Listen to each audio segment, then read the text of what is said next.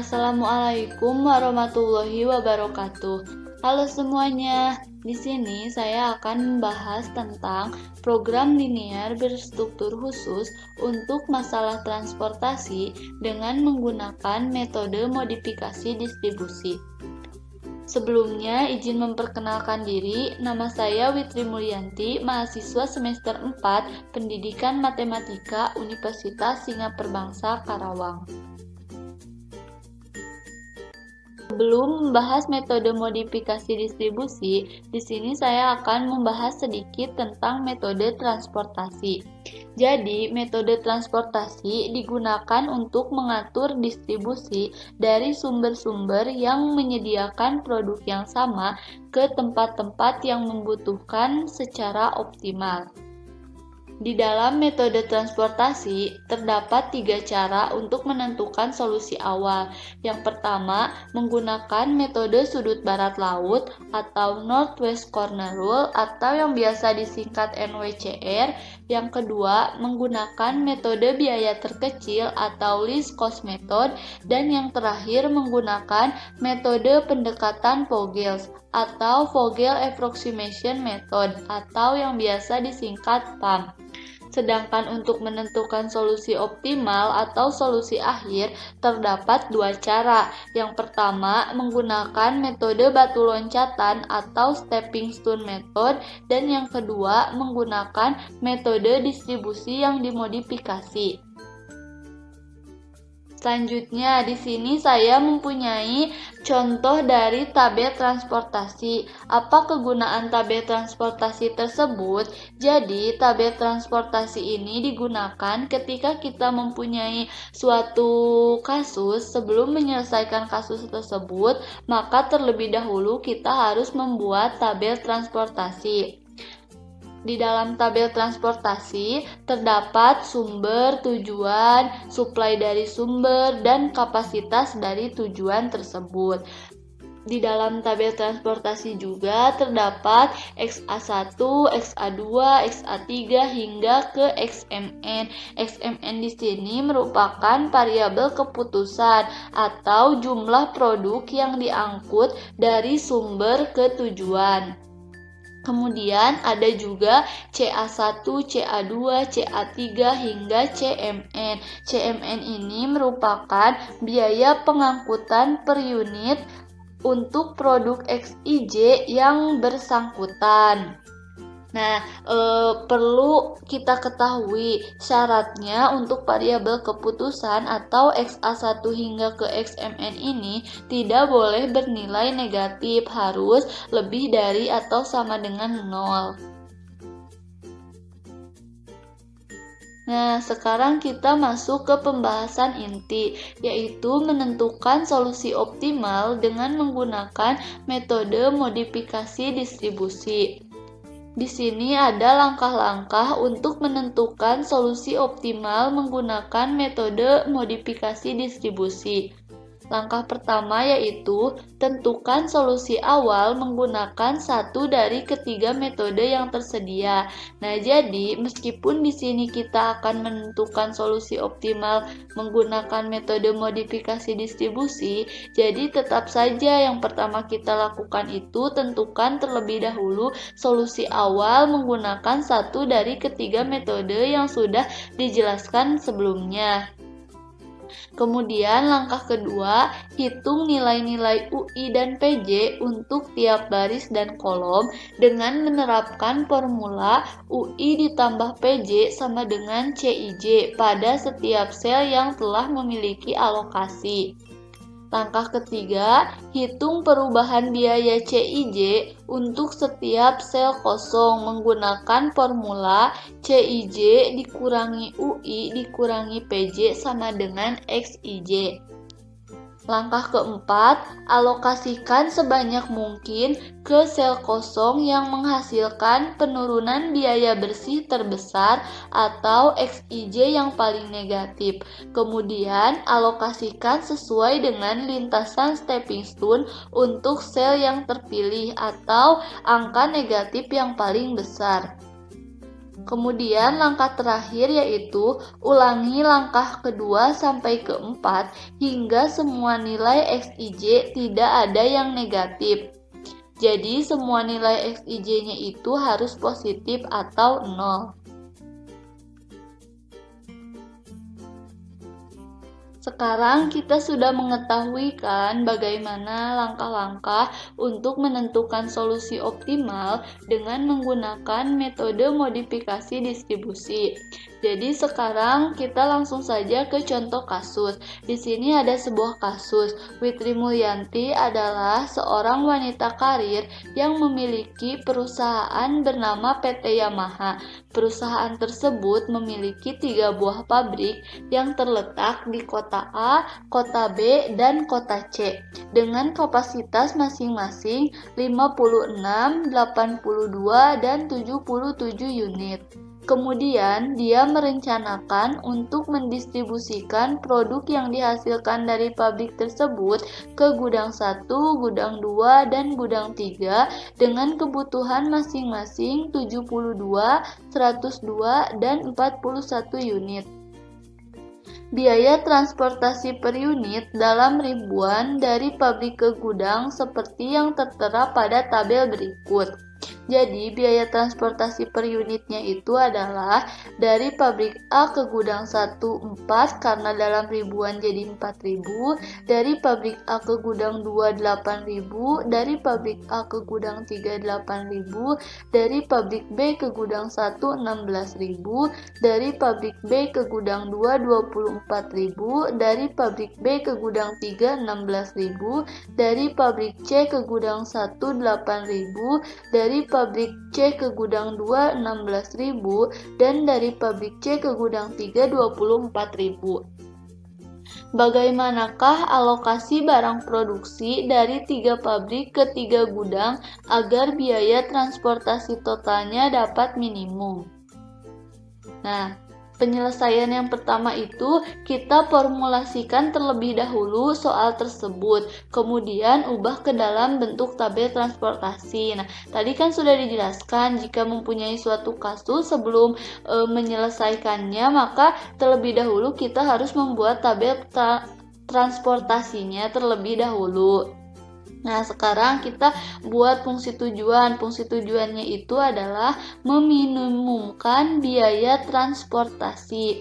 Jadi, dengan Z sama dengan 4XA1 ditambah 8XA2 ditambah 8XA3 ditambah 16XB1 ditambah 24XB2 ditambah 16XB3 ditambah 8XC1 ditambah 16XC2 ditambah 24XC3 dengan ada batasan kapasitas dan batasan kebutuhan.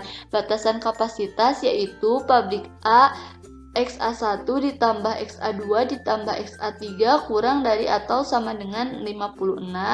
Untuk pabrik B, XB1 ditambah XB2 ditambah XB3 kurang dari atau sama dengan 82. Dan pabrik C, XC1 ditambah XC2 ditambah XC3 kurang dari atau sama dengan 77. Sedangkan untuk batasan kebutuhannya, untuk gudang 1, XA1 ditambah XB1 ditambah XC1 kurang dari atau sama dengan 72. Untuk gudang 2, XA2 ditambah XB2 ditambah XC2 kurang dari sama dengan 102. Dan untuk gudang 3, XA3 ditambah XB3 ditambah XC3 kurang dari atau sama dengan 41. Ingat ya, syaratnya untuk variabel keputusan tidak boleh bernilai negatif atau harus lebih dari atau sama dengan 0. Nah, sekarang kita buat tabel transportasinya. Dengan sumbernya itu adalah pabrik A dengan kapasitas pabriknya 56, pabrik B dengan kapasitas pabriknya 82, dan pabrik C dengan kapasitas pabriknya 77. Kemudian ada tujuan juga. Tujuannya itu adalah gudang 1 dengan kebutuhan gudangnya 72, gudang 2 dengan kebutuhan gudangnya 102, dan gudang 3 dengan kebutuhan gudangnya 41. Jangan lupa juga kita masukkan biaya transportasi per unit yang telah diketahui dari tabel sebelumnya. Lalu selanjutnya kita masuk ke langkah 1, yaitu menentukan solusi awal menggunakan metode sudut barat laut atau Northwest Corner Rule atau yang biasa disingkat NWCR. Nah, tadi kan sudah dijelaskan langkah pertama itu tentukan solusi awal menggunakan satu dari ketiga metode yang tersedia. Nah, jadi di sini saya menggunakan metode sudut barat laut. Nah, tadi kan kita sudah membuat tabel transportasi. Jadi, sekarang kita isi variabel keputusan dengan menggunakan metode sudut barat laut, yaitu dimulai dari sudut barat laut atau pojok kiri atas, yaitu pabrik A gudang 1 dengan syarat tidak boleh melebihi kapasitas pabrik dan kebutuhan gudang. Nah, jadi yang pertama kita isi di sel pabrik A gudang 1 dengan 56 karena kapasitas pabrik A-nya 56. Nah, selanjutnya karena pabrik A sudah terpenuhi, kita geser ke bawah yaitu pabrik B gudang 1 dengan kebutuhan gudang 1 adalah 72. Jadi 72 sudah terisi 56, maka sisanya tinggal 16. Sekarang gudang 1 sudah terpenuhi, kita geser ke sebelah kanannya yaitu pabrik B gudang 2 dengan kapasitas pabrik B 82 sudah terisi 16, jadi sisanya tinggal 66. Selanjutnya, karena pabrik B sudah terpenuhi kapasitasnya, sekarang kita geser ke bawahnya. Gudang 2 dengan kapasitas 102 sudah terisi 66, maka sisanya yaitu 36. Selanjutnya kita geser ke sebelah kanan, yaitu kapasitas pabrik C sebanyak 77 sudah terisi 36, maka sisanya tinggal 41. Nah, sekarang kita sudah semuanya memenuhi kapasitas pabrik dan kebutuhan gudang. Selanjutnya kita hitung biaya transportasi totalnya untuk solusi awal ini. Jadi dengan alokasi seperti ini, biaya transportasinya itu adalah dari pabrik A ke gudang 1 sebanyak 56 unit dengan biaya per unit 4.000, maka jadi 224.000. Dari pabrik B ke gudang 1 sebanyak 16 unit dengan biaya per unit 16.000, maka jadi 256.000. Dari pabrik B ke gudang 2 sebanyak 66 unit dengan biaya 24.000 per unit, maka jadi 1.584.000. Dari pabrik C ke gudang 2 sebanyak 36 unit dengan biaya per unit 16.000, maka jadi 576.000. Dan yang terakhir dari pabrik C ke gudang 3 sebanyak 41 unit dengan biaya per unit 24.000, maka jadi 984.000. Jadi biaya transportasi totalnya itu adalah 224.000 ditambah 256.000 ditambah 1.584.000 ditambah 576.000 ditambah 984.000 sama dengan 3.624.000. Nah, kita namakan tabel ini adalah tabel iterasi 1.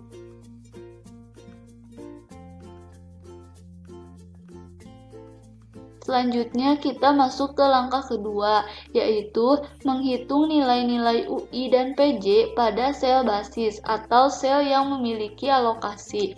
Maksud dari sel yang memiliki alokasi di sini adalah sel yang variabel keputusannya sudah terisi seperti pabrik A gudang 1, pabrik B gudang 1, pabrik B gudang 2, pabrik C gudang 2, pabrik C gudang 3. Maka di sini ditulis sel basisnya itu adalah sel A1, B1, B2, C2, dan C3. Nah, sudah dijelaskan juga kan sebelumnya rumus untuk sel yang memiliki alokasi itu adalah UI ditambah PJ sama dengan CIJ. Maka selanjutnya kita substitusikan saja ke rumus. Untuk sel A1, UA ditambah P1 sama dengan CA1. Kita misalin UA-nya sama dengan 0, maka 0 ditambah P1 sama dengan CA1-nya itu adalah 4. Jadi P1 sama dengan 4. Untuk sel B1, UB ditambah P1 sama dengan CB1.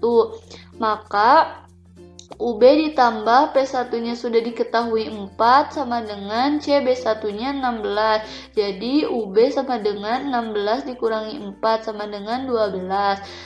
Yang ketiga, untuk sel B2, UB ditambah P2 sama dengan CB2.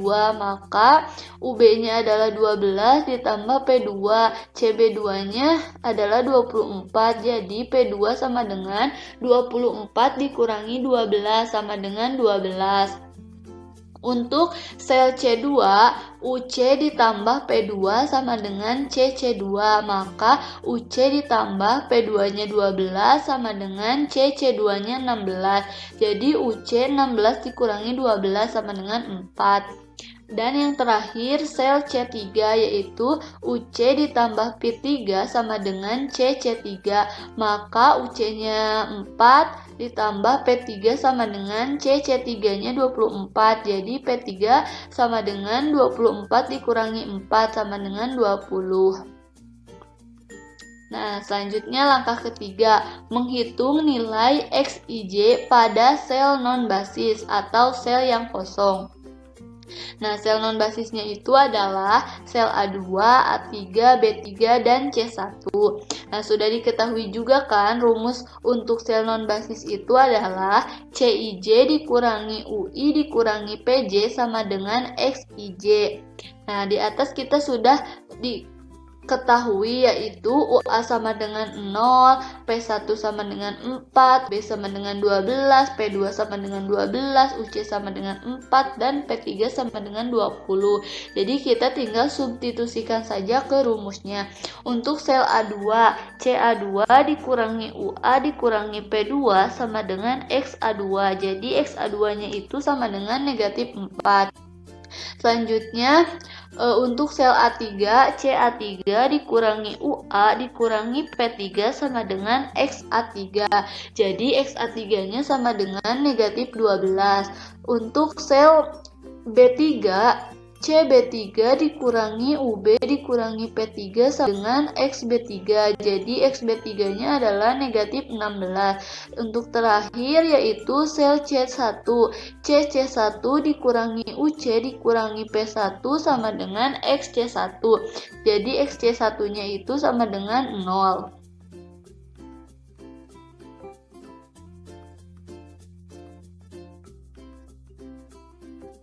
Selanjutnya kita langsung masuk ke langkah keempat, yaitu mengalokasikan sesuai dengan lintasan stepping stone untuk sel yang terpilih. Sel yang terpilihnya itu adalah angka negatif yang paling besar. Nah, sekarang biar kita tahu di mana letak angka negatif paling besar tersebut, kita masukkan hasil dari langkah ketiga ke dalam tabel transportasi, yaitu pabrik A2 negatif 4, pabrik A3 negatif 12, pabrik B3 negatif 16, dan pabrik C1 0. Jadi kita tahu angka negatif paling besar berada di pabrik B gudang 3, yaitu negatif 16. Selanjutnya kita buat lintasan stepping stone-nya. Jadi harus berawal dari pabrik B gudang 3 dan harus berakhir di pabrik B gudang 3 juga. Jadi pabrik B gudang 3 ditambah, pabrik B gudang 2 dikurang, pabrik C gudang 2 ditambah, dan pabrik C gudang 3 dikurang. Jadi hasilnya itu adalah pabrik B gudang 3 ditambah asalnya 0 jadi 41, pabrik B2 dikurang dari 66 jadi 25, pabrik C2 ditambah dari 36 jadi 77, dan pabrik C3 dikurang dari 41 jadi 0. Nah, sekarang kita mempunyai tabel transportasi yang baru. Jadi kita namakan tabel iterasi 2.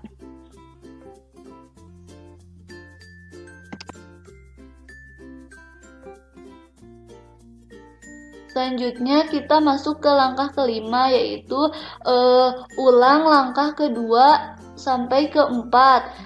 Jadi kita menghitung lagi nilai-nilai UI dan PJ pada sel basis atau sel yang memiliki alokasi. Namun sekarang berbeda tabel transportasinya. Sekarang menggunakan tabel iterasi 2. Sel basisnya itu adalah sel A1, B1, B2, B3, dan C2.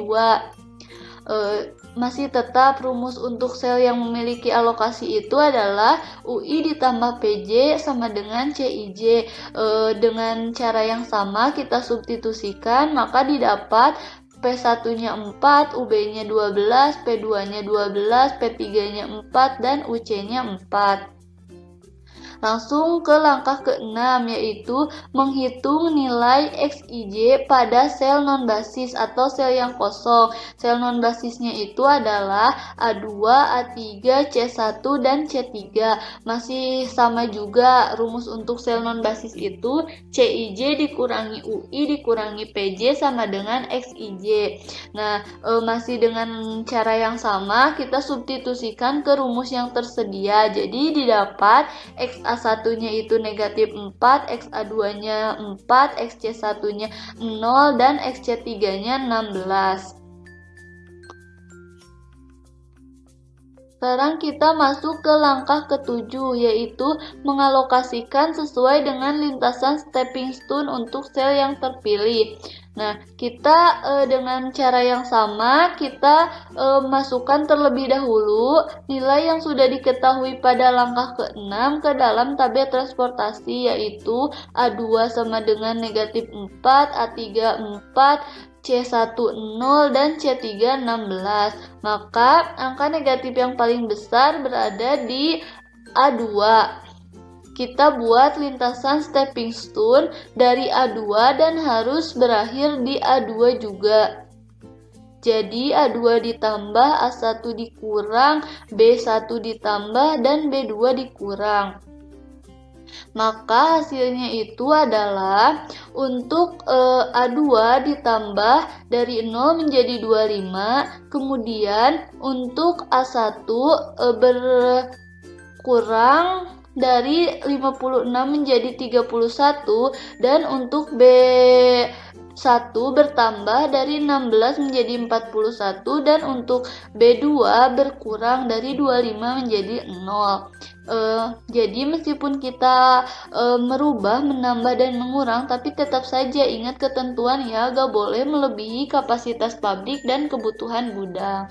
Nah, kita mempunyai tabel transportasi yang baru lagi, jadi kita namakan sebagai tabel iterasi 3.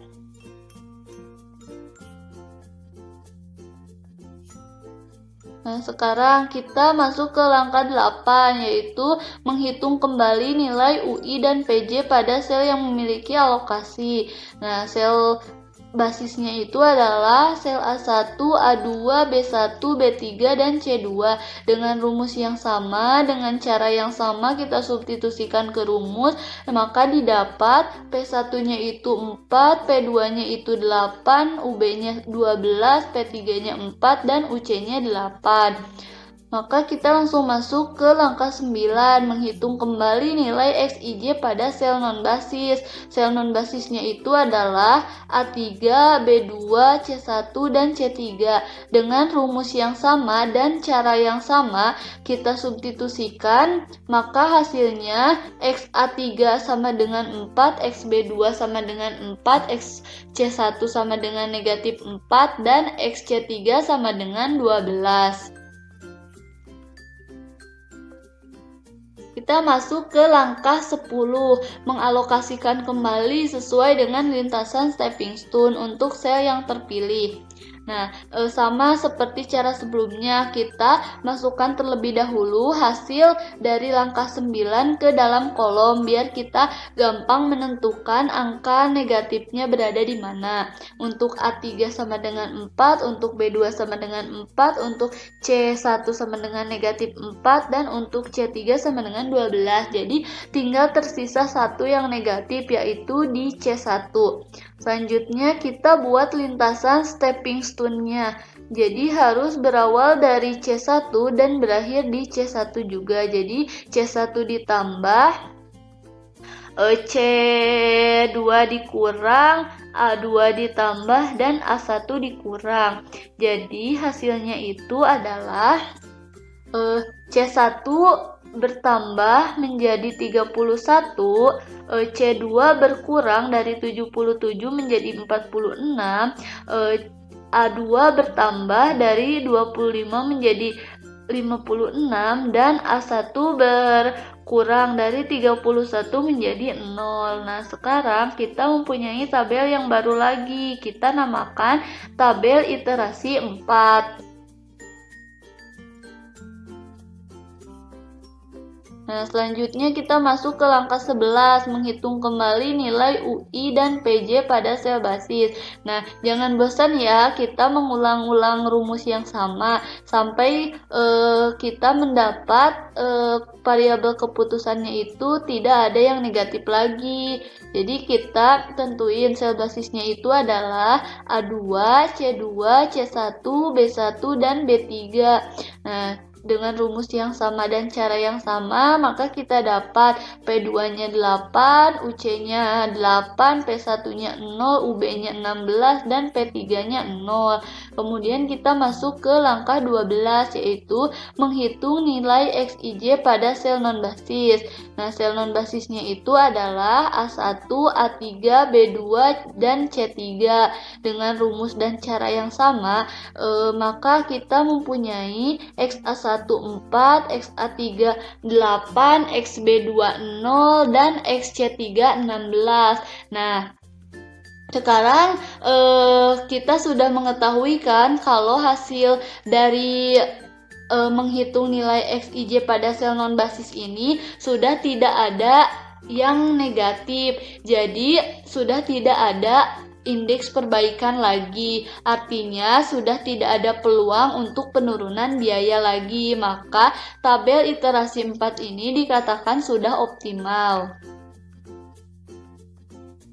Nah, jadi ini solusi optimalnya itu adalah tabel iterasi keempat.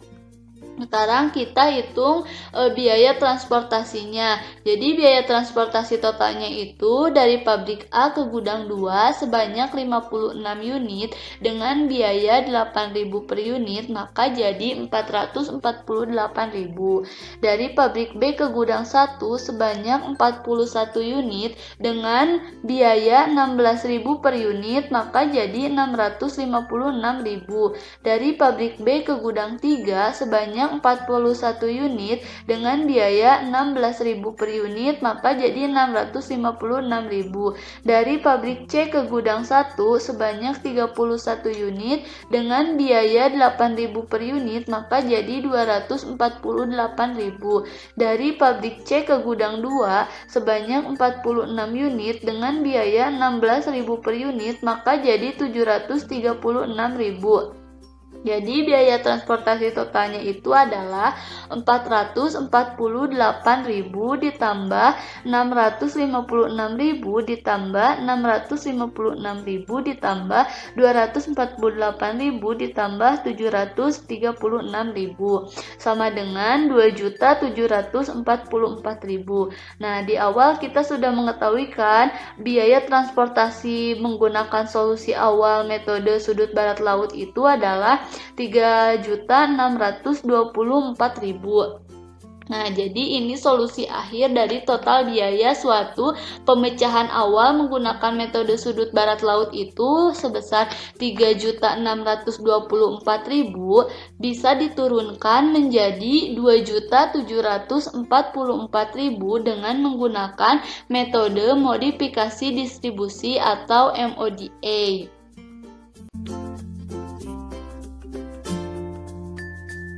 Cukup sekian dari saya, mohon maaf apabila masih banyak kesalahan. Wassalamualaikum warahmatullahi wabarakatuh.